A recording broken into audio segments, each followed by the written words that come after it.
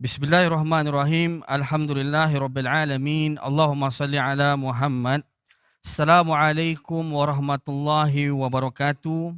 Saya ucapkan kepada barisan panelis dan kepada sidang penonton yang sedang menonton secara siaran langsung di portal Sinar Harian iaitu www.sinarharian.com.my, di Facebook Sinar Harian, di YouTube dan juga Twitter Sinar Online. Sidang penonton sekalian, 2020 telah meninggalkan kita dengan pelbagai kenangan. Kita tak melihat kereta terbang, tetapi apa yang kita lihat ialah masalah yang berlaku dari sudut kewangan, hubungan kekeluargaan dan juga semangat keagamaan. Kini masuk 2021, di mana Perdana Menteri kita yang berbahagia Tan Sri Muhyiddin Yassin telah mengumumkan bahawa kerajaan akan memberikan vaksin kepada 80% penduduk Malaysia. Maka kita tertanya-tanya, terutamanya rakyat Malaysia tertanya-tanya, apakah vaksin ini selamat? Apakah vaksin ini suci? Maka pada malam ini, Sinar Harian bersama dengan ASA, Persatuan Akademik UIA, menganjurkan di platform wacana Sinar Harian 222 bagi membahaskan persoalan ini. Jadi bersama kita barisan panelis yang hebat, moderator biasa-biasa saja. Panelis kita hebat, Masya Allah.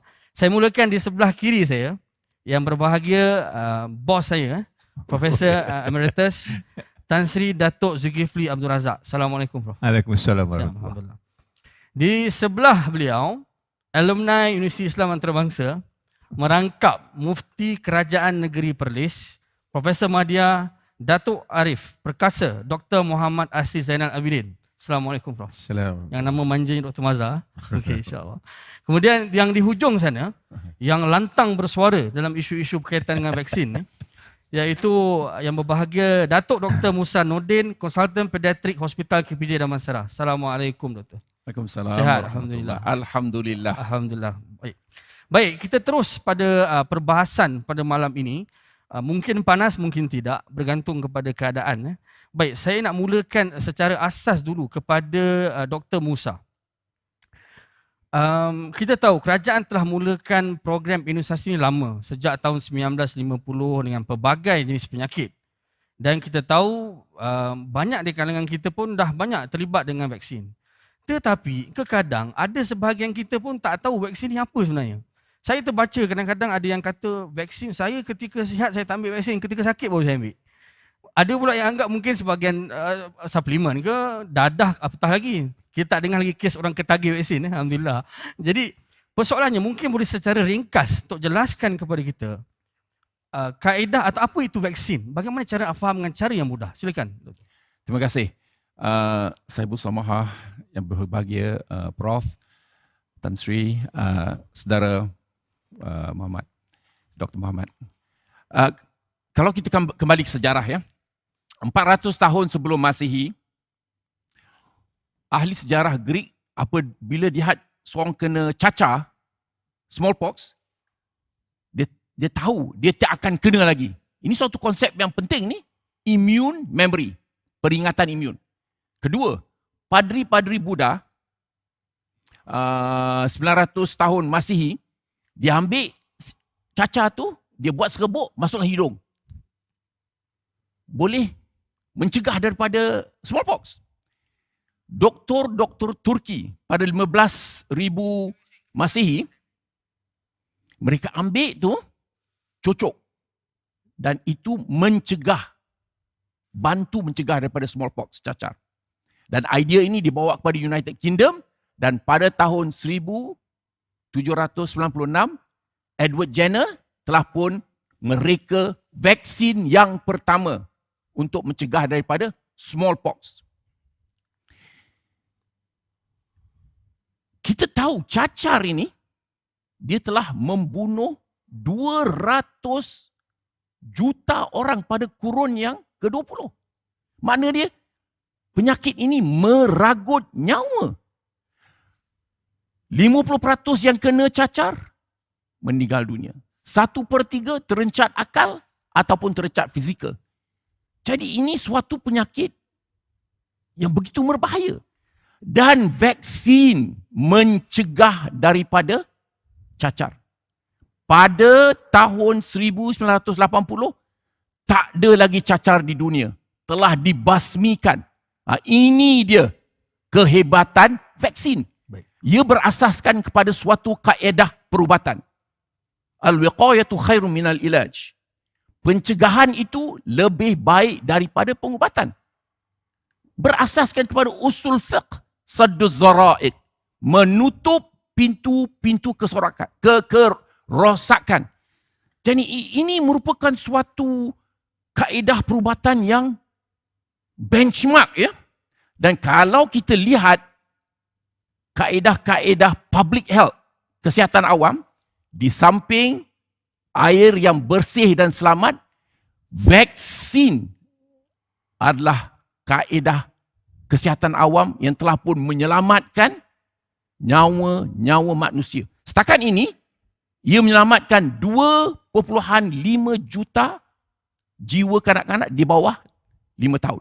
Jikalau kita guna vaksin dengan lebih baik, kita berupaya untuk menyelamatkan 2.5 juta lagi nyawa kanak-kanak. Baik Datuk, itu kita faham berkaitan dengan itu. Tapi dalam erti kata, macam mana dia bertindak dekat badan secara ringkas? Ya, kalau kita lihat yang dimasukkan dalam hidung tu ataupun dicucuk itu adalah antigen, ya. Dan antigen ini bila dia masuk di dalam badan kita, dia merangsang badan kita mengeluarkan antibody. Dan antibody ini berupaya untuk melindungi kita daripada jangkitan penyakit. Keduanya, daripada orang-orang Greek tu, dia juga meninggalkan sel-sel peringatan, sel-sel immune memory.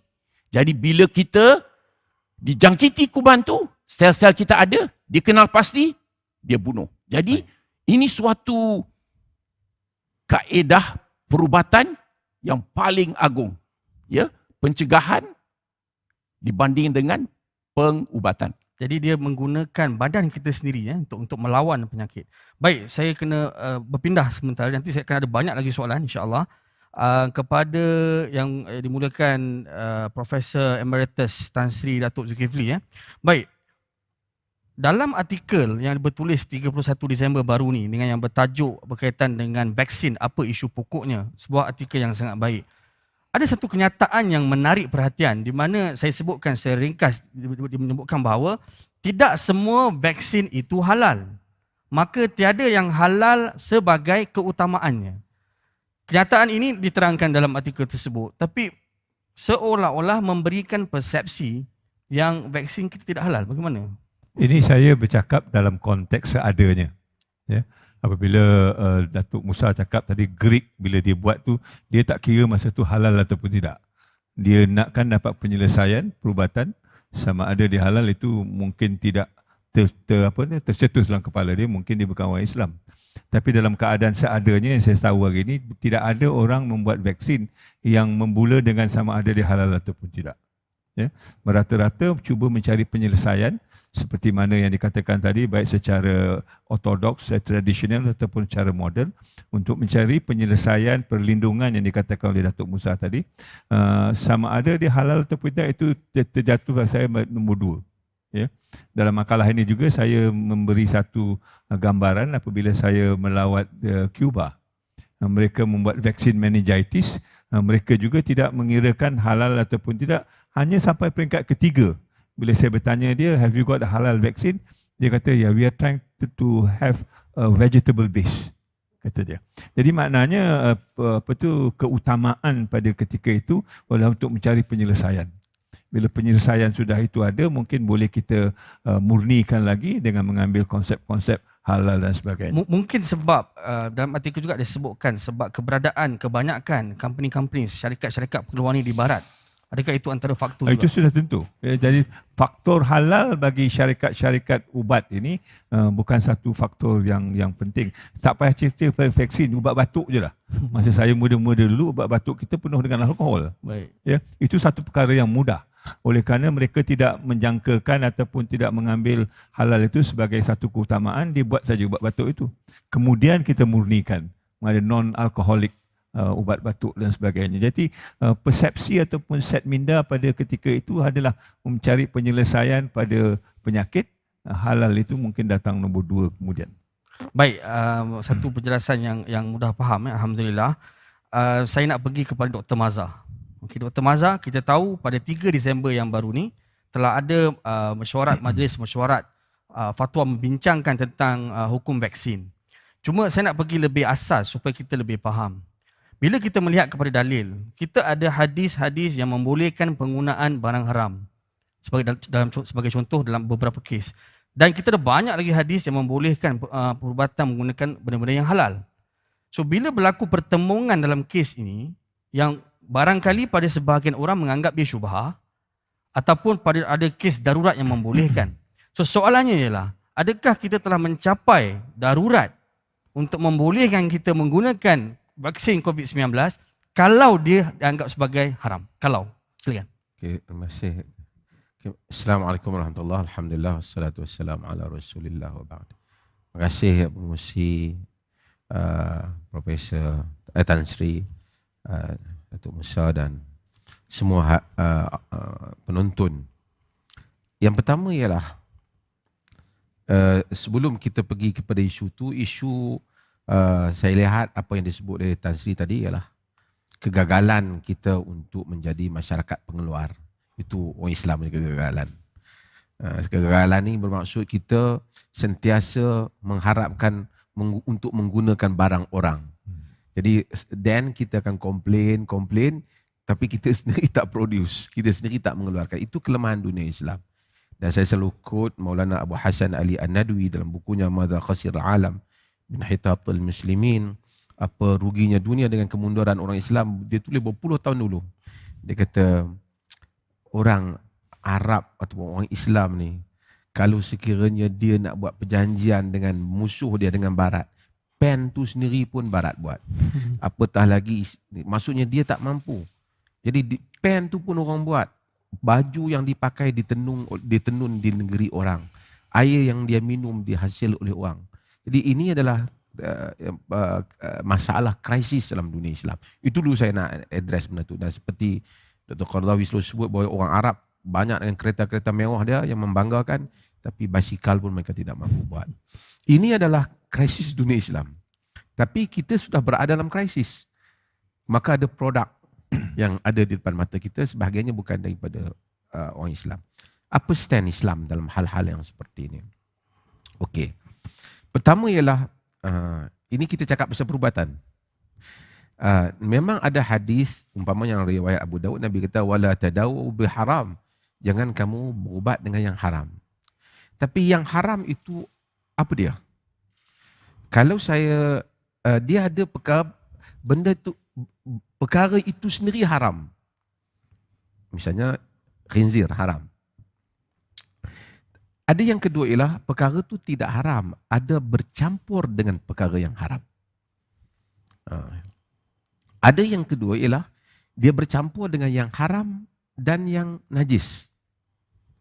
Jadi kita nak kata berubat dengan haram pun dia bukan benda haram. Ada elemen pencemaran. Elemen pencemaran itu apa nak ditakrifkan? Ini yang saya selalu sebut dalam keadaan keperluan kita ni. Keperluan ni kita mesti ada sedikit kelonggaran fiqh dalam hal ini, di mana ada benda yang memang base dia itu tak haram, tapi dia telah dikatakan bercampur dengan unsur yang haram. Katakanlah, tapi saya rasa yang kita punya COVID ni more kepada sintetik punya, yang bukan animal base. Tapi tak apalah, kita cakap dalam konsep yang umum. Di dalam Islam ada satu bab yang saya selalu sebut, dinamakan istihalah. Istihalah. Ada satu istihalah, satu istihlak. Istihlak yakni pertama istihalah dulu. Istihalah dia bertukar. Perkara yang haram itu telah berlaku apa yang disebut sebagai chemical transform. Totally change. Mudahnya saya terlalu dalam kuliah selalu sebut, ulanglah saya tanya. Arak bertukar menjadi cuka. Walaupun asalnya dia arak haram, tapi masa dia jadi cuka, hukumnya halal. Baja najis diserap oleh pokok pisang, pasal pisang tu nampak basah dia kan, keluar buah pisang. Hukumnya buah pisang, bukan hukumnya najis tu. Transform. Cumanya dalam ulama nak mentarifkan adakah transform ini telah berlaku ataupun tidak, itu saja. So bila dia berlaku chemical transformation ini dia berlaku dan istihalah, maka kita kena kira sifat yang baru. Darah kijang bertukar menjadi kasturi. Kena kira kasturi, jangan kira kijang. Okey. Satu lagi istihlak. Istihlak ni bahan lain banyak. Air banyak. 2-3 titik arak telah jatuh. Dia tidak merubah sifat yang banyak. So ini adalah kelonggaran-kelonggaran yang syariah bagi. Apatah lagi dia bagi pada keadaan yang biasa, tentu dia akan beri lagi pada keadaan yang darurat. So apabila kita dah tak, ialah kalau boleh biarlah daripada awal base yang bagus. Tapi dah kita tak ada orang buat, so kita kena lihatlah kelonggaran-kelonggaran. Itu yang saya maksudkan. Baik, alhamdulillah satu penjelasan yang jelas berkaitan dengan konsep istihalah dan sebagainya. Cuma dari sudut darurat, doktor, adakah kita dalam keadaan darurat? Darurat itu kerana apabila ia mengancam nyawa. Kalau kita kata COVID tak mengancam nyawa, dia ada biasa-biasa je. Itu satu hal. Tapi saya selalu nak terangkan kepada kawan-kawan para golongan agamawan khususnya. Kalau kita baca dalam klasik, buku klasik, mereka akan kata bahawasanya ulama dahulu kata maksudnya kalau kita kena sakit, kita sakit kaki mamanya, mak kita sakit kaki, wajib ataupun tidak dia berubat. Kesimpulan majoriti ulama kata tidak wajib. Selagi mana kalau wajib maksudnya kalau dia tak pergi hospital dia berdosa. Itu. Kalau orang sakit gigi, wajib tak? Kalau kita kata wajib pergi, dia tak pergi jumpa doktor, dia berdosa. Tak cari ubat, dia berdosa. Tu masuk wajib. Tapi kalau dia tak apalah, ayah tahanlah, kawan pergilah buat kerja. Artinya mencari mengubat diri apabila sakit ialah pilihan. Buktinya dalam hadis ada wanita yang datang kepada Ya Rasulullah, ini usra, dalam hadis Bukhari. Aku ni macam histeria. Nabi kata, "Lau syi'ti da'watullah an yu'afiyaki walau syi'ti sabarti." Kalau kau mau aku boleh doa supaya Allah sembuhkan kau, ataupun kau mau kau sabar walakil jannah, bagi engkau syurga. Dia kata, "Bal asbir, aku sabar ya Rasulullah." Dia kata dia sabar, maksudnya dia memilih sabar, tidak memilih sembuh. Rasulullah tak marah dia. Tapi wabak cerita lain. Sakit gigi, you punya masalah. Wabak bila you tidak ubati diri you, kita tak ubati diri kita, kita pergi masuk dalam masyarakat kita, kita menjadi penyakit pada orang lain. Sedangkan agama melarang kita membahayakan orang lain. Baik. Kalau satu orang kena COVID, duduk di satu buah pulau, pulau tu tak ada siapa, dia saja yang hidup, okey, dia boleh buat pilihan nak berubat ataupun tak. Baik, terima kasih banyak. Nanti kita akan ulas berkaitan dengan itu dalam soalan berikutnya, insya-Allah. Baik, kita tahu bahawa langkah kerajaan-kerajaan telah menandatangani perjanjian berkaitan dengan vaksin sejak pada 24 November lagi. Iaitu ketika pertamanya dengan beberapa syarikat, satu dengan Pfizer and Biotech, kemudian dengan AstraZeneca dan juga beberapa antaranya Sinovac, CanSino, Gamaleya dan sebagainya.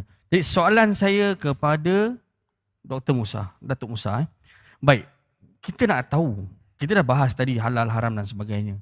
Mungkin ada yang tertanya-tanya, komponen dalam vaksin ni, dia ada unsur haram ke, ada unsur najis ke? Saya berikan contoh. Vaksin AstraZeneca, adenovirus, yang diambil daripada najis chimpanzee. Saya mengambil soalan daripada Abu Muaz, saya teruskan saja, sebab ada kaitan. Assalamualaikum, saya nak tanya menurut nature.com, vaksin AstraZeneca menggunakan adenovirus yang diambil dari najis chimpanzee. Dan memang ada artikel tersebut, saya dah cek. Jadi menunjukkan bahawa, macam tadi Dr. Mazhar ada sebut, sebab dia sumbernya najis, tapi telah di-isolate keluar. Okay. Jadi persoalan saya, dalam semua vaksin ni, adakah menggunakan komponen yang sama, atau komponen yang berbeza, dan adakah dia halal 100%? Silakan. Kaedah-kaedah dalam pembuatan vaksin berbeza. Ya. Yang paling revolutionary sekarang adalah mRNA, messenger RNA. Yang klasikal adalah kuman tu dilemahkan ataupun dibunuh, inactivated. Dan kaedah yang digunakan oleh AstraZeneca ialah menggunakan viral vector yang chimpanzee itu dimasukkan DNA di dalamnya. Dan keempatnya ialah protein dijadikan sebagai antigen untuk merangsangkan badan untuk mengeluarkan antibody. Jadi 4. Kalau kita lihat yang konvensional menggunakan kuman tu, memang terdapat banyak-banyak ramuan di dalamnya. Ada yang menggunakan enzim daripada khinzir, ya. Contohnya oral polio. Tetapi benda ni telah pun diselesaikan oleh ulama pada tahun 1995. 100 orang ulama dan dipengerusikan oleh Syekh Yusuf Al-Qardawi yang telah mengeluarkan fatwa membenarkannya. Ya.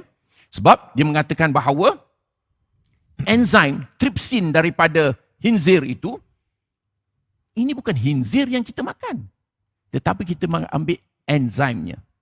Okey, kalau tu pun you tak terima, kata fuqaha, yang kita ambil tu sedikit sahaja. Jadi kalau 2 kolah, dia diluted. Istihlal. Ketiga, istihlal. Kalau ketiga, tu pun tak terima, dia kata, telah ditapis, ultrafiltration. Maknanya vaksin tu tidak mengandungi unsur-unsur tripsin khinzir. Ya. Kalau tu pun tak terima, tengok cara fuqaha kita berujar. Kalau tu pun tak terima, keempat dia kata, ini darurat. Anak-anak kita mati daripada polio. Anak-anak kita jadi cacat dengan polio seumur hidup. Ini suatu bebanan diterima oleh kebanyakan umat-umat Islam, tetapi masih lagi ada yang berdegil. Itu sebab polio virtually has been eradicated, telah dibasmikan. 3 negara. Sudan, negara Islam. Afghanistan, Pakistan. Malulah kita kan. Ya, walhal ulama kita jelas dalam hal ini. Okey, itu konvensional. mRNA ini yang breakthrough vaksin menggunakan bahan sintetik seperti mana kata ustaz tadi. mRNA itu, ya, dia disuntikkan ke dalam badan, menyuruh badan kita mengeluarkan spike protein, dan bila badan kita tengok spike protein ni, keluarkan antibody. Ini teknologi yang hebat lah, begitu canggih. Sintetik. Apa lagi dalam bahannya? Sebab dia kena masuk dalam badan kita, mRNA ini dia very fragile, dia very degrade. mudah dia pupus kan. So diselaputkan dengan lemak, nanoparticle. Lemak ni bahan kimia, kolesterol, polyethylene glycol, bahan kimia, no problem. Lepas tu ada solusi kimia, garam, sodium chloride, potassium chloride, sodium phosphate, potassium phosphate, semua galian kimia, no problem. Akhir sekali, karbohidrat, sukros. Tak ada protein binatang, tak ada khinzir, tak ada lemak lembu, tak ada preservatif, tak ada galian, tak ada aluminium, tak ada mercury, tak ada albumin, tak ada gelatin. Semua tak ada. Jadi orang-orang yang anti-vaksin ni, dia selalu, bila kita tengok ingredient, dia kata ini semua racun dalam vaksin. Saya tanya dia, di mana racunnya? Semua tak ada. Semua bahan sintetik. Itu pertama. Kedua ni, ini pelampau-pelampau agama. Dia kata, ini semua bahan-bahan yang haram. Tunjuk kepada saya, mana bahan haram? Tak ada langsung. Jadi, ini teknologi baru, mungkin yang paling suci. Wallahu alam, daripada hemat saya sendiri. Jadi kita lihat ya, begitu hebatnya Allah SWT memberikan pemikiran ya, jihad manusia untuk mencarikan sesuatu yang baik untuk maslahah ummah. Wallahu alam. Baik, jadi tadi saya ingat jelas berkaitan dengan teknologi mRNA. Adakah benda yang sama untuk AstraZeneca yang menggunakan adenovirus? Apa pembohongan dilakukan oleh orang-orang anti vaksin? Mereka mengatakan bahawa kandungannya ialah MRC5. Suatu pembohongan. Bukan MRC5 tetapi HEK392. Jadi maknanya mereka ini tidak berasaskan Pada fakta. kepada fakta. Kul hazi sabili ad'u Kul sabil ad'u ilallah ala basiratin. Jadi saya mencabar mereka. Ini penting ni. Mereka-mereka yang anti vaksin ini, Allah berfirman, katakanlah ya Muhammad bahawa kamu memanggil kepada jalan Allah dan mereka-mereka yang bersamaku memanggil berseru kepada Allah dengan basiratin. Hujah-hujah, dalil-dalil yang nyata. Tunjukkan kepada ini suatu pembohongan. Baik. Ya. Satu lagi berkaitan dengan komponen. Saya memang berminat lah berkaitan dengan ini kan. Tadi doktor dah sebut, Datuk sebut berkaitan dengan salutan mRNA itu dan dia ambil daripada lipid ataupun kolesterol. Memang sintetik, bukan daripada animal origin ataupun plant origin. Bukan. Ia semua berasas, dia nano, ini hebat lah. Nano ni maknanya lagi kecil daripada mikro lah. Kita ni elektron mikroskop nak tengok. Nanopartikel tu, ini suatu teknologi begitu canggih sebab mRNA ni dia mudah pecah kan. So dia kena selaputkan ya dengan nanopartikel. Nanopartikel dibuat daripada kolesterol, lipid, PEG, polyethylene glycol. Ya. Dan diselaputkan jadi dia boleh lekat kepada sel kita. Bukan hanya dia lekat, dia boleh masuk. Dia masuk dalam cytoplasm tu, dia bertemu dengan ribosom, dia mengeluarkan spike protein. Jadi bila badan kita lihat spike protein ni, keluarkan antibody. Indah. Ya.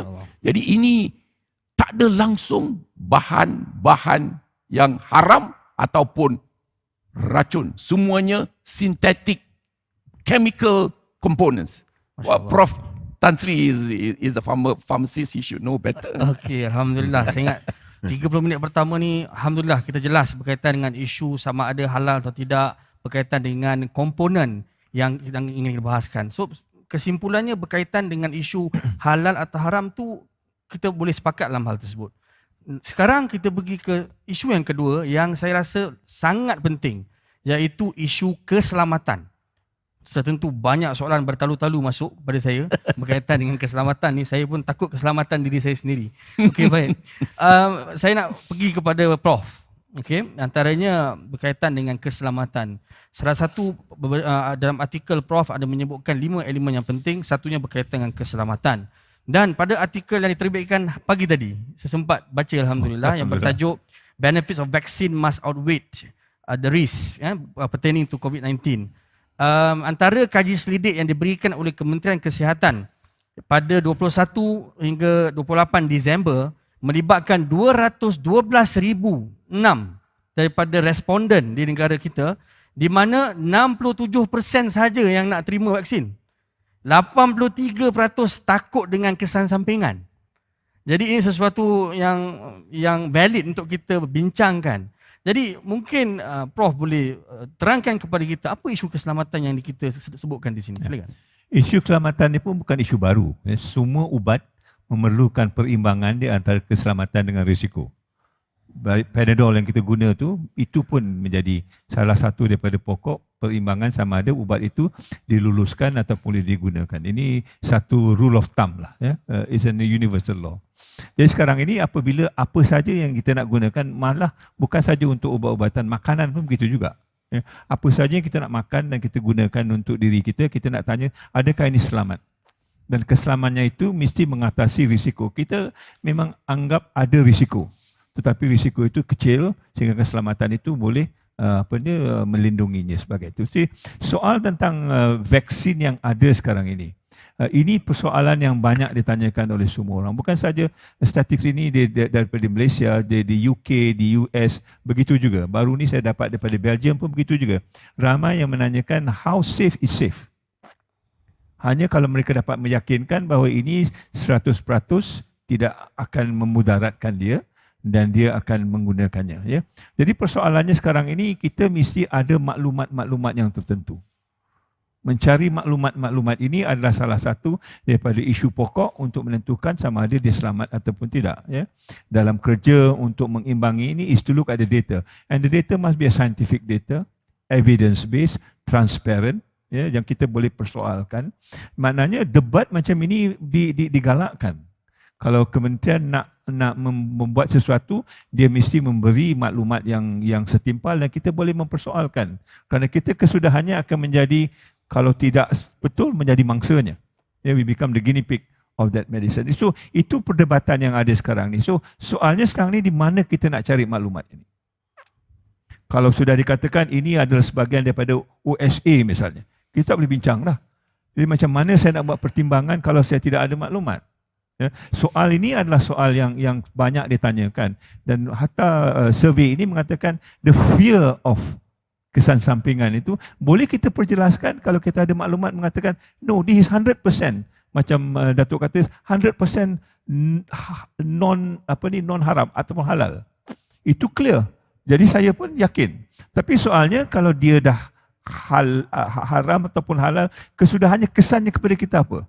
Itu soalan yang tidak terjawab. Dan tidak terjawabnya bagi saya, kalau conventionally Datuk vaksin ini dia mengambil 5 tahun, 10 tahun untuk kita gerakkan.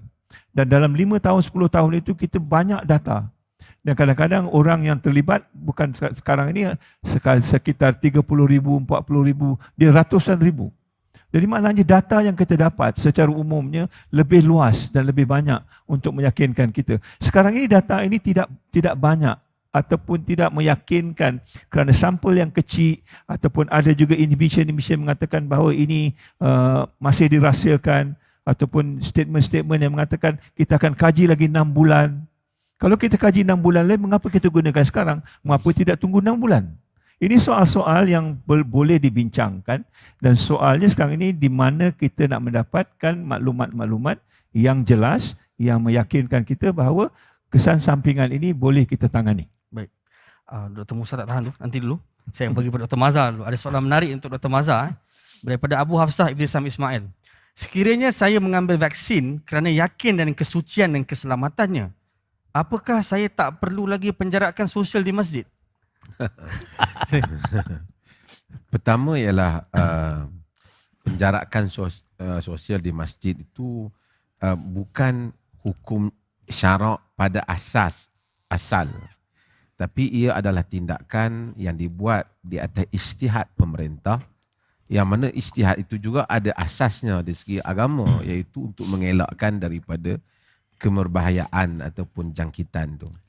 Jika vaksin itu telah, kita nak kena tanya kepada pakar lah sejauh mana keberkesanan vaksin itu. Jika pemerintah kata 100% atau dah tak kena dah siapa yang ambil vaksin ni, maka tak ada isu lah, kena rapat lah balik. Kita bahkan sebelumnya, umpamanya di Perlis, sebelum daripada yang gelombang yang kedua ini, kita bermesyuarat untuk rapatkan. Kerana kita rasa macam dah okey. Dan kebetulan Perlis pun sekarang masih okey. Alhamdulillah. Cuma di negeri-negeri lain nampak meningkat, so kita tak announce benda tu. Tapi kita tidak ada, memang hasrat umat Islam saya tahu. Semua saya hantar email ni macam-macam, bila nak rapatkan ni, bila nak rapat. Hatta yang tak sembahyang jemaah pun tanya bila nak rapatkan. Tak apalah, baguslah juga kan. Tapi ada kesedaran. Tapi artinya kita, kalau sekiranya bahaya telah tidak ada, bahaya tak ada tu jangan tanya ulama'. Itu kena tanya pakar kesihatan lah, kena beritahu kita. Kalau KKM kata no more jangkitan, so okay, kita rapatkan. Baik, maksudnya kalau vaksin ini berjaya, jangkitan berkurangan, kita boleh kembali seperti biasa. Kerana kita asalnya memang kena rapatkan. Itu satu berita gembira. Kita jarakkan tu kerana dia panggil ilah lah, punca masalah tadi. Punca hilang. Kalau punca hilang, maka kita... Baik, Alhamdulillah. Baik, sekarang saya akan ke Datuk Musa. Soalan berkaitan dengan safety banyak. Kita tahu soalan berkaitan dengan AEFI, kan, maksudnya Adverse Effect Following Immunization. Dan Datuk ada sebut banyak berkaitan dengan pharmacovigilance. Seolah fasa keempat, di mana kita menilai, melihat apa yang berlaku dalam tempoh ni. Cuma antara kerisauan juga yang disebut oleh Prof, jangka masa 2 bulan untuk kita evaluate apa yang berlaku kepada suntikan. Dan juga saya berikan contoh yang lain. Contoh, kita ambil kes rotavirus, Rotashield, company US tahun 1999 menarik balik rotavirus vaksin di pasaran. Sedangkan kajian klinikal lebih 23 tahun dengan efikasi 91%. Tapi akhirnya ditarik semula kerana serious adverse effect menyebabkan masalah pada usus pada kanak-kanak. Jadi sekarang ni ialah, adakah COVID-19 vaksin akan mengalami nasib yang sama seperti vaksin-vaksin yang ditarik semula? Yang tu dulu, ada lagi beberapa insyaAllah. Okey. Sebelum saya nak celah sikit je yang tadi soalan tadi. Pertamanya, ilah dia belum hilang lagi ni. So maknanya kita mesti pakai mask dan mask tu boleh mencegah 60% penularan. Dan jarak sosial tu kita mesti maintain, ia boleh mencegah 90% daripada transmisi. Ya. Sampailah kita boleh beri imunisasi pada tahap paling kurang pun antara 60 hingga 70%. So kita belum lagi mula. So kena tunggu. Pakai mask, jarak, jaga hygiene kita insyaAllah. Now, dalam kaedah keselamatan, bab vaksin, pakar kajian meletakkan 2 bulan sebagai mencukupi untuk kita mengenal pasti lebih daripada 90% kesan sampingan yang major. Kita boleh kenal pasti. Ya. Setakat ini, semua kesan-kesan sampingan yang kita kenali adalah yang kecil. Sakit. Ya, merah, bengkak, 80%. Baik dalam 2 hari. Sistemiknya, pening kepala, lemah, fatigue, ya, demam, antara 50%. Terutama mereka yang kurang daripada 55 tahun dan pada dos yang kedua. Ini merupakan adverse effects following immunization, kesan sampingan selepas imunisasi yang kecil. Yang bahaya, no red flags yet. Tetapi kita tengok pembohongan yang berlaku di social media. Pertama, dia kata 6 orang mati ambil vaksin. Suatu pembohongan. Bila kita buat kajian, mesti ada yang mati. Sebab ada yang 70 tahun, 80 tahun, 85 tahun. Memang ada 6 orang yang meninggal. 4 orang yang meninggal itu adalah tidak mengambil vaksin. Hanya 2 yang meninggal diberi vaksin mRNA. Bukan meninggal sebab kena vaksin, tetapi dia kena sakit jantung. Meninggal 57 hari lepas vaksin. Kedua pun meninggal sebab heart attack. Tetapi tengok bagaimana digembar-gemburkan. Ini jahatlah ni, golongan anti-vaksin. Kedua, mungkin you dah tengok video yang kata herut muka sebelah. Bell's palsy. Suatu pembohongan. Sebab dia cek rekod di Tennessee di Amerika, tak ada nama wanita tu. Ya? Memang berlaku kelemahan di bahagian muka, Bell's palsy atau kelemahan facial nerve palsy. Tetapi kalau kita lihat secara umumnya Bell's palsy berlaku 35 kes bagi tiap 100,000. Dalam kajian tu hanya 10 kes per 100,000. Maknanya lagi rendah. Ini bukan disebabkan oleh vaksin. Penting nak kita kena kenal pasti. Mengenai RotaShield tu, mereka lakukan pharmacovigilance. Apa diberikan lesen kan? Dia follow up dan dia dapati bahawa kadarnya tinggi. 5 hingga 7%. Itu sebab diberhentikan. Setakat ini tak ada lagi. Dan kita akan tahu sebab vaksin telah pun digunakan di Amerika Syarikat, di United Kingdom, di Canada, di Eropah, India pun mungkin. Bila kita lihat nombor-nombor yang besar, baru kita boleh kenal pasti. Sebab satu daripada kesan sampingan ialah anaphylaxis. Bila dia beri vaksin, within a space of a few minutes. Faham tak? That's why katakan 2 bulan tu. Kalau dia kena, within a few minutes, dia akan jatuh, rebah. Blood pressure dia drop. Memerlukan CPR. 1 in a million. Sekarang ni bawah ada berapa? Moderna, 30,000. Pfizer, 43,000 volunteers. AstraZeneca, 100,000. Long time. So, mungkin ada 2 kes yang berlaku di United Kingdom kan? Ya. 2 kes yang berlaku di United Kingdom tu. Dan kedua-dua ni adalah nurses yang dulu pun dah pernah kena. So, now United Kingdom kata tak boleh ambil vaksin mereka-mereka yang ada sejarah anaphylaxis. Ya. Last one, ini pun suatu kejahatan. Saya kena bongkarkan ni. Kan ada nurse dibari vaksin di Amerika, dia jatuh kan? Betul. Dia, apa anti-vaksin kata? Nurse tu meninggal dunia. Suatu pembohongan. Because that nurse is alive. Dia kata, saya ni biasalah kalau kena jarum memang saya collapse. This is what we call a vasovagal response. Tetapi digembar-gemburkan, dia dikatakan nurse itu meninggal dunia. Jadi ini perkara-perkara yang saya harap rakyat Malaysia kena open-minded sikit dan jangan dipengaruhi oleh social media yang tidak berasaskan kepada dalil, kepada hujah dan kepada fakta. You do a fact check. InsyaAllah. Baik. Berkenaan dengan itu juga, bila kita bicarakan tentang COVID-19, kita tahu virus ni sentiasa bermutasi. Dalam kes yang baru di UK baru ni pun dengan varian yang baru yang diambil banyak di South Africa dan sebagainya, antaranya varian D614G, B117 dan sebagainya. Bahkan virus yang di UK tu dia bermutasi sebanyak 23 kali.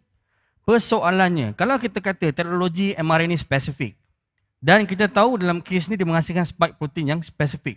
Bila virus bermutasi, adakah bermaksud kita kena buat vaksin yang baru lagi? Buat dan lagi dan kita kena inject lagi setiap masa. Macam mana? Setakat ini mutasi B117 di United Kingdom tu, virus ni dia kena smart kan, sebab dia nak hidup. So dia kena boleh merebak. Tetapi dia tidak menyebabkan kematian yang berlebihan. Sebab kalau dia merebak, orang mati, dia pun mati. Tu sebab SARS-1 tu tak smart. Dia menjangkit, menyebabkan kematian 10%, dia pun mati. Itu baru ni 700 cases. Ya. So, but this virus is smart. Dia merebak, tak mati, banyak kena masuk hospital. Di United Kingdom 40,000 kes sehari bandingkan dengan kita 1,500 kan? Alhamdulillah, walaupun mutasi 23 jenis di spike protein tu, insya-Allah vaksin yang telah pun dicorakkan oleh saintis-saintis kita masih lagi berkesan, insya-Allah. Baik. Satu lagi soalan kepada Datuk Musa sebelum saya kembali kepada Dr. Mazlan dan sebagainya. Baik, kita tahu kajian diterbitkan oleh New Journal of Medicine baru-baru ni, apabila mereka mengkaji darah daripada serologi lah, mengambil darah daripada frontliners, daripada 105 daripada ramai yang diambilnya 156 yang positif. Daripada 156 ini 94% antibody mereka telah berkurang dalam tempoh 2 bulan. Jadi timbul persoalan, adakah antibody yang terhasil daripada suntikan vaksin ni akan kekal lama ataupun kita tak perlukan dia, maknanya body kita dah prime. Konsep priming, something like that. So kegusaran kepada kita, sebab apa guna kita buat vaksin, hasil antibody tu habis dalam masa berapa bulan. So mungkin ada yang perlu kefahaman dalam bab ni. Silakan Datuk. Jazakallah khair. Body kita ni smart lah. Dia bukan hanya mengeluarkan antibody untuk membunuh kuman tu, dia mengeluarkan antibody yang boleh ada immune memory. Ingat tak? Ya. Ahli sejarah Greek tu, you kena cacar, tak kena lagi. So body kita mengeluarkan B and T cells yang mengeluarkan memory cell. Jadi walaupun tahap antibody itu berkurangan, tetapi kita ada memori. Jadi bila kita kena serang, kita ada memori untuk mengeluarkan antibody yang baru. Tetapi ingat, walaupun you katakan dia kurang, setakat ini hanya 30 kes reinfection. Bayangkan, kita dah ada 80 juta kes-kes COVID, tetapi yang kena COVID kali kedua hanya 30. Apa makna dia?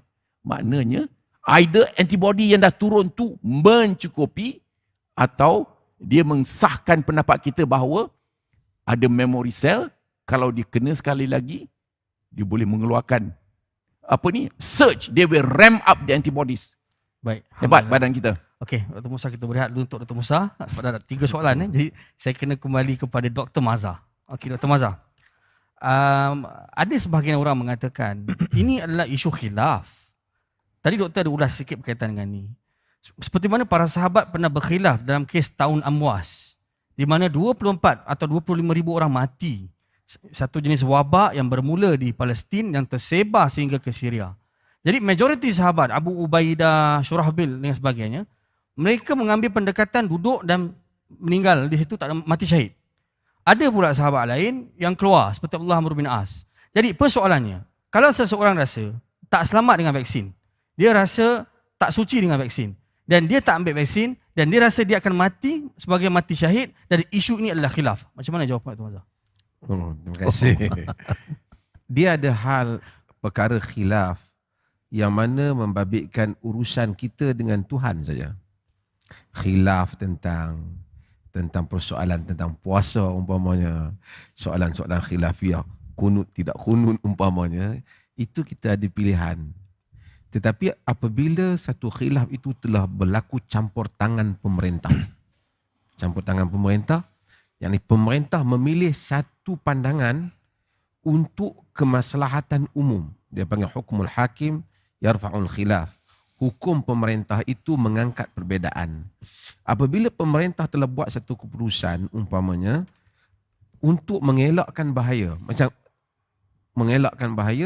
dia wajibkan vaksin. Apabila kalau dia wajibkan vaksin dan dia mempunyai alasan atas kewajipan yang dia berikan, walaupun kita mungkin mencari pandangan yang lain, kan? Dan kita tidak dapat membuktikan sebaliknya bahawasanya apa yang pemerintah titahkan itu menyanggahi agama, maka kita kena kembali kepada dasar hadis Nabi itu, alal mar'i muslim as-sam'u wa ta'ah ma lam yu'mar bi ma'siyatin. Di atas seorang muslim wajib dengar dan taat selagi mana dia tak disuruh dalam perkara maksiat. Perkara maksiat itu termasuk mengancam dirinya. Kalau dia kata, oh vaksin ini tak bagus, tapi dia tak dapat proof. Pasal apa kata tak bagus? Ni dalam media sosial kata tak bagus. Kalau sekadar itu, maka hukum pemerintah wajib, kerana pemerintah bukan soal kesihatan dia. Kerana pemerintah tahu dia boleh menjadi carrier kepada penyakit itu untuk dibawa kepada orang lain umpamanya. Melainkan kalau pemerintah bagi pengecualian, orang mengandung barangkali pregnant mungkin tak akan dikenakan. Kanak-kanak yang bawah mungkin tak. Itu pilihan pemerintah. Macam juga saya selalu buat contoh masalah kita punya pandangan. Pemerintah saya ini orang panggil biasa punya contoh. Naik motosikal. Pemerintah kata pasang lampu pada siang hari dulu.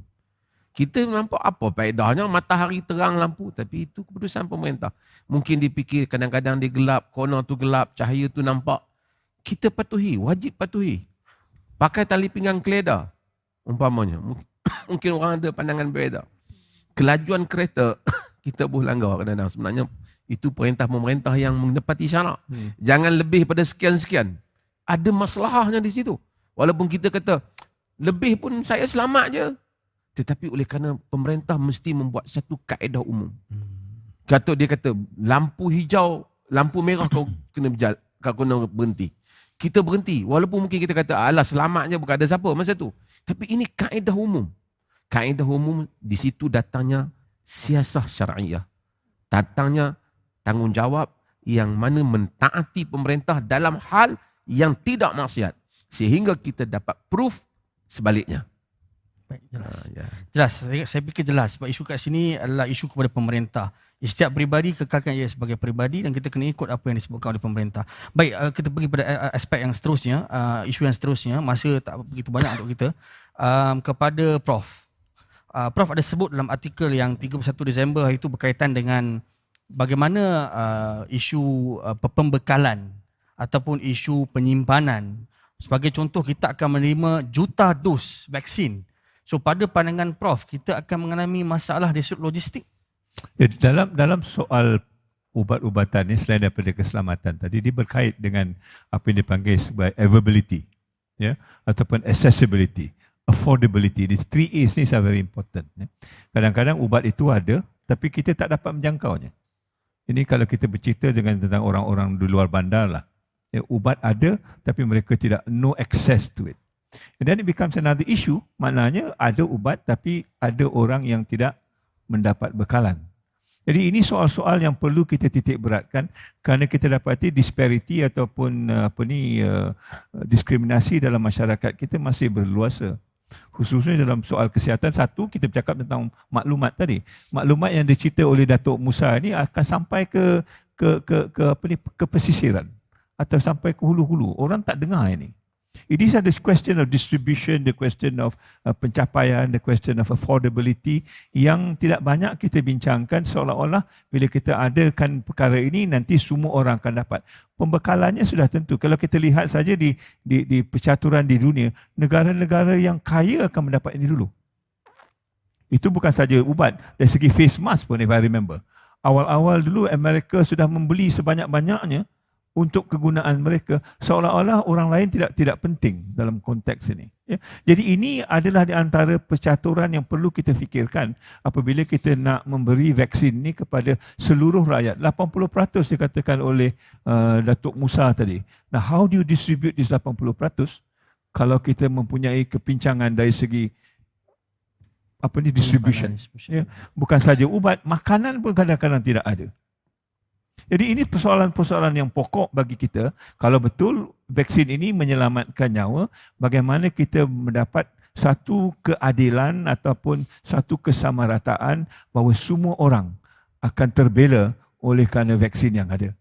Ataupun masih ada pocket-pockets yang, ataupun masih orang yang hanya mampu dapat dan sebagainya. Ini adalah soal-soal yang berkaitan dengan public health, yang berkaitan dengan bagaimana kita nak menyelamatkan anggota masyarakat kita seramai yang mungkin kerana ubatan yang sedemikian rupa. Baik, berkenaan dengan hal tersebut, saya nak pergi ke Dr. Musa. Datuk Musa. Okay. Datuk Musa ada sebut berkaitan di Kongo bagaimana mereka menguruskan virus Ebola dalam keadaan suasana yang panas. Dan kita tahu virus, vaksin. Vaksin ini sebagai contoh yang dikeluarkan oleh Pfizer memerlukan suhu yang tinggi. Saya bacakan soalan daripada suhu yang rendah. Saya bacakan daripada soalan Abdul Aziz. Apakah kita mampu mengendalikan jutaan dos vaksin dalam negatif 70? Apakah kemudahan KKM memadai dalam hal ini? Maksudnya, kita nak bawa jutaan dos yang lebih kurang dalam hingga ke 30%, kecuali yang di kawasan luar bandar akan menggunakan AstraZeneca. Cuma yang Pfizer sekarang ni, kita ada kemampuan untuk bawa vaksin jutaan dos untuk negatif 70. Bagaimana pandangan Dr. Musa? Kita membeli 20% daripada Pfizer kan? Ya. 10% daripada AstraZeneca. Betul.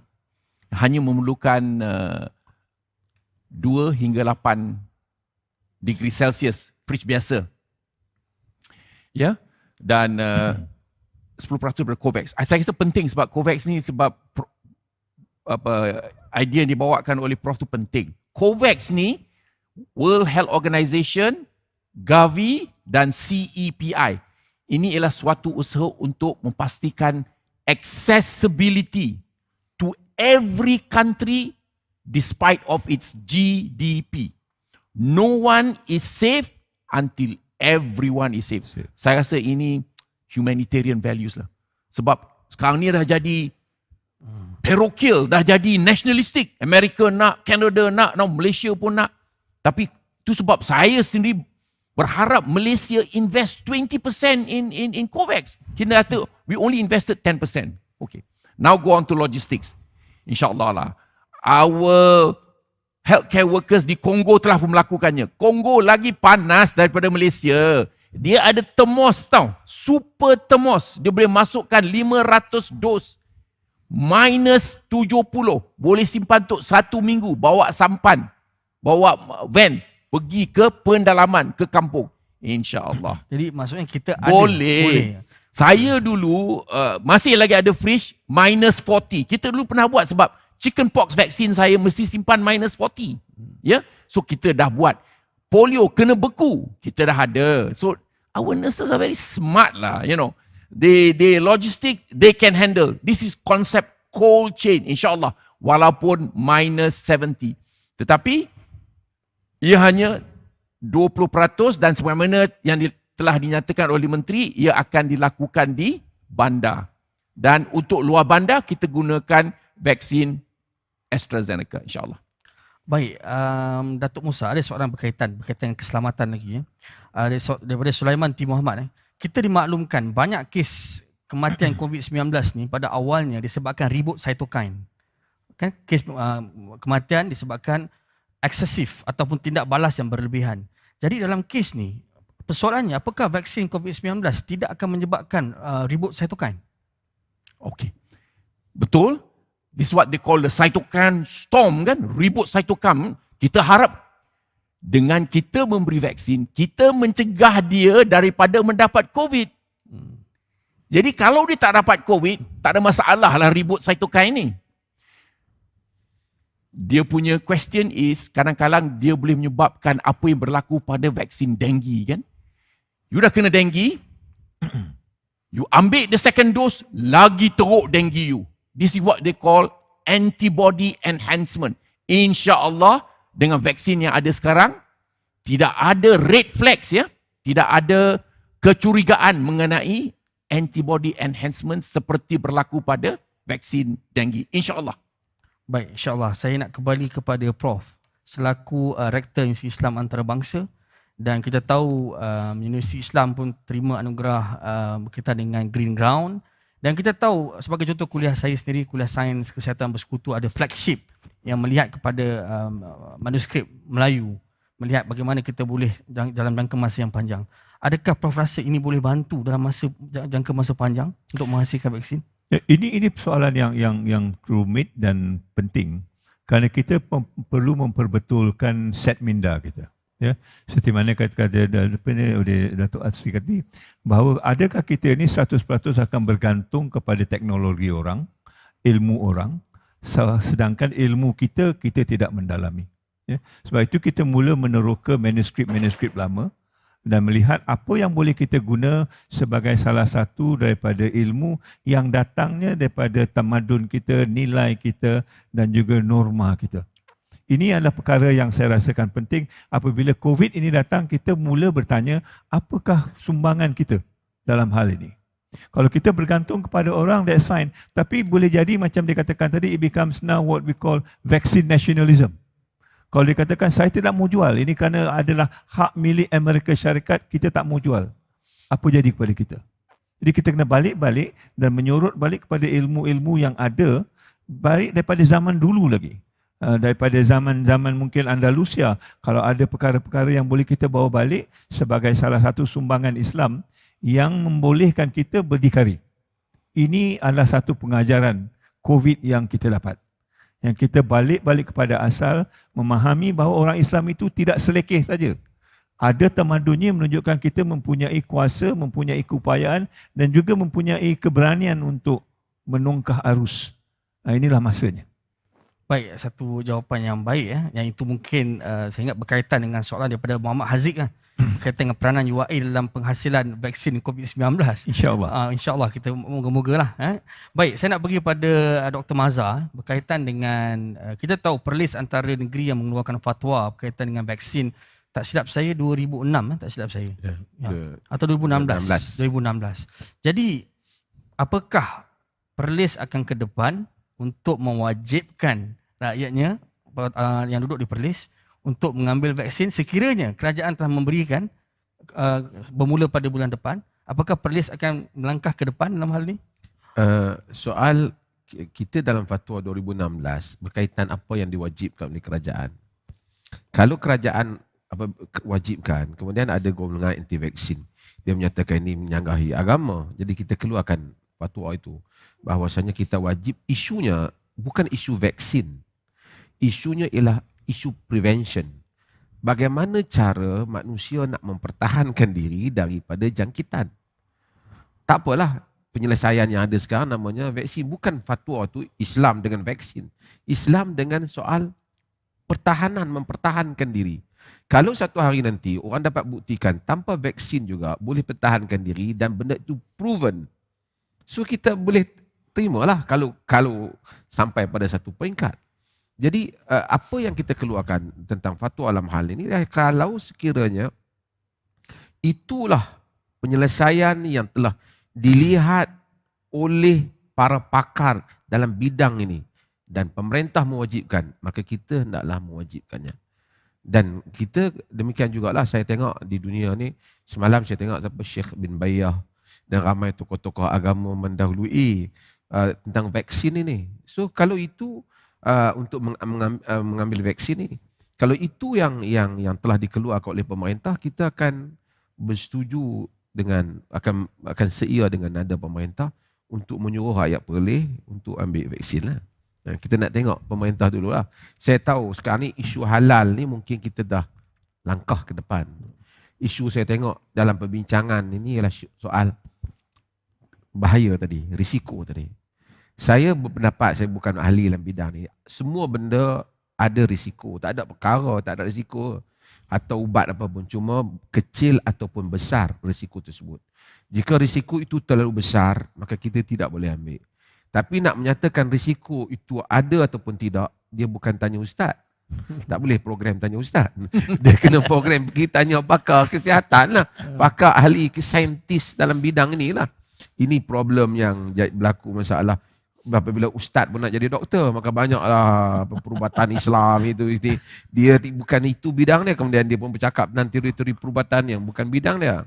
Ini pun satu fenomena mungkin UI akan dapat atasi supaya jangan bila dia jadi ulama dia fikir nak tambah duit dengan cara dia pun nak jadi doktor dalam masa yang sama. So ini isunya. Jadi kita isunya ialah bagaimana kita nak memastikan umat Islam melihat angle itu. Hifzun nafs, memelihara nyawa. Ialah tanggungjawab agama. Ya. Baik, kepada Datuk Musa. Ada setengah orang mempertikaikan data mortality rate overall 0.4% saja yang mati. Jadi mereka menganggap 0.4 tu macam negligible. Something yang boleh kita put aside. Jadi macam banyak mengatakan bahawa bila kita kena jangkitan ni kita akan baik secara sendirinya. Buat apa kita nak menghabiskan jutaan ringgit bilion, 2.06 bilion untuk beli vaksin? Apa respon Doktor? Kita tengok alami 80 juta kes COVID. Satu dunia, semua negara di dunia dijangkiti. It is a global pandemic. Berapa kematian? 1.8 juta kematian. Satu kematian itu adalah tragedi. Ini adalah maqasid syariah. Hifzun nafs. Wa man ahyaha fa innama ahyana jami'a. Jikalau kamu menyelamatkan satu nyawa, seakan-akan kamu menyelamatkan seluruh umat manusia. Jadi dia kena priority, dia kena betul lah tu. Ini maqasid ni, ini objektif perundangan Islam. Malaysia 0.4%, 500 kematian. Ya. Alhamdulillah,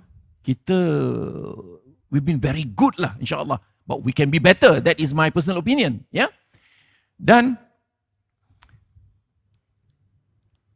kita ingin memelihara dunia ini daripada jangkitan COVID. Ya. Influenza. Tiap-tiap tahun antara 300 hingga 500 ribu meninggal dunia. Every year. Itu sebab kita nakkan warga-warga emas macam saya. Wanita-wanita yang mengandung. Mereka yang ada comorbidity, kencing manis, masalah paru-paru, ya, doktor-doktor, healthcare provider, semuanya mendapatkan vaksin influenza. Saya harap kerajaan menjadikannya suatu vaksin di dalam National Immunization Program untuk mereka-mereka warga emas 65 tahun ke atas. Ramai yang meninggal. Kita tak simpan data.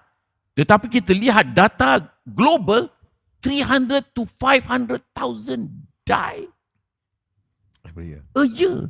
So ini suatu tragedi.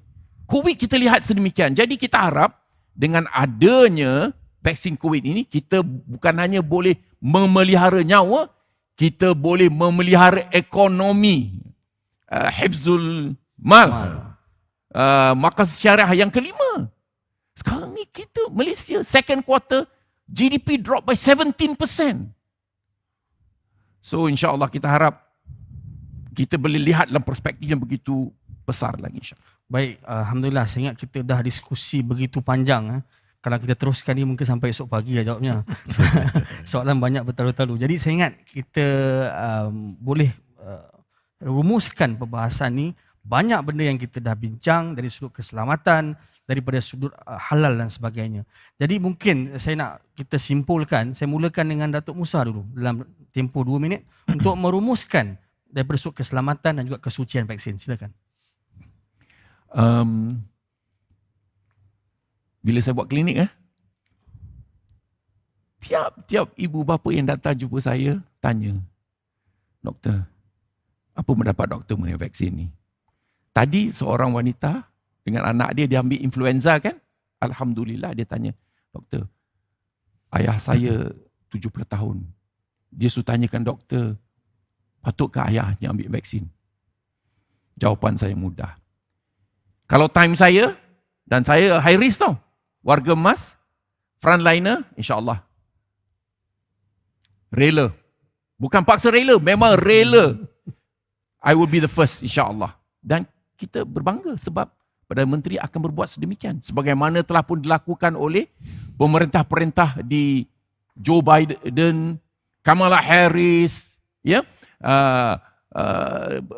Prime Minister Singapura menunjukkan contoh tauladan. Pentingnya sebab kita ingin meyakinkan rakyat untuk bersama-sama. Dan kita harus mencapai kadar paling kurang pun 60%. Ya, kita 0% sekarang ni. So sama-sama saya harap rakyat meyakini akan keberkesanannya 95% efektif. Keselamatannya, insya-Allah, ya. Dan kesuciannya. Dan sama-sama kita memelihara kesejahteraan negara kita. Wallahu a'lam. Baik, Dr. Mazhar. Agama dibina di atas maslahah. Dia dibina di atas kemaslahatan manusia.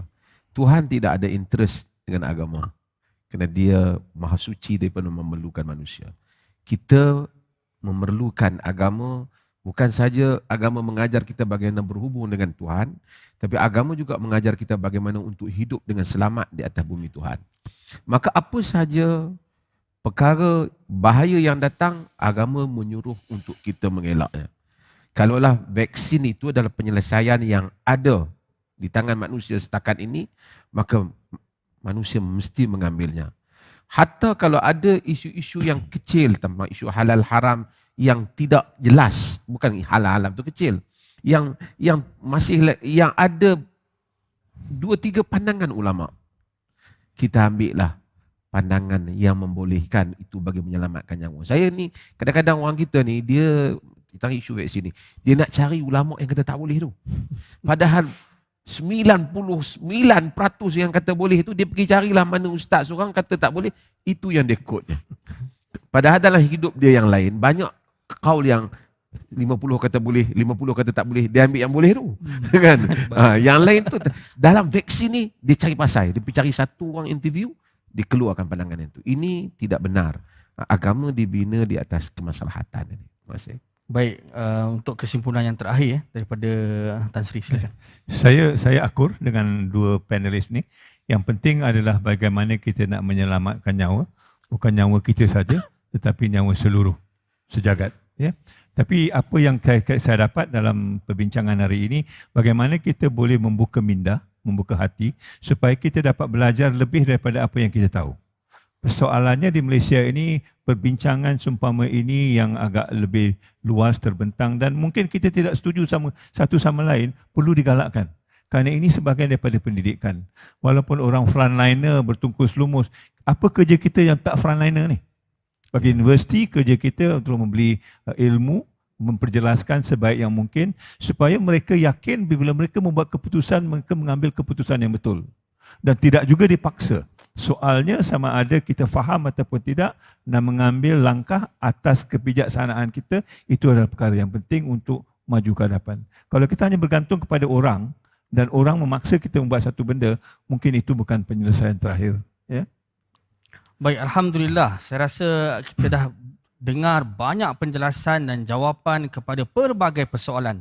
Sama ada persoalan yang ringkas, yang asas, sehinggalah kepada persoalan yang dalam. Yang mungkin sebahagian daripada kita boleh faham atau memungkinkan kita memerlukan pembacaan yang lebih lanjut.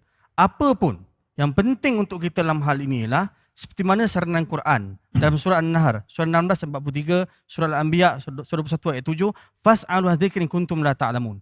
Pada benda yang perlu kepada ahlinya, kita serahkan kepada ahlinya. Yang kedua, kita berhenti dari menyebarkan berita-berita palsu.